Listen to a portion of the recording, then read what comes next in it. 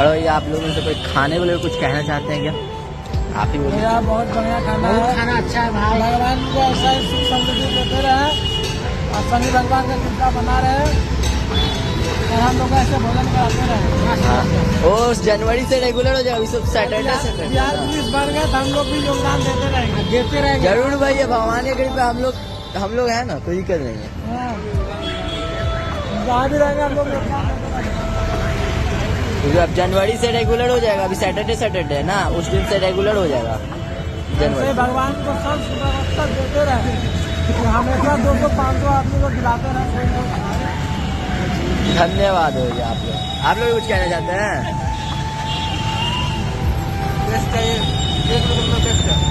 हमेशा कंटिन्यू करना चाहिए। हाँ वो रहेगा।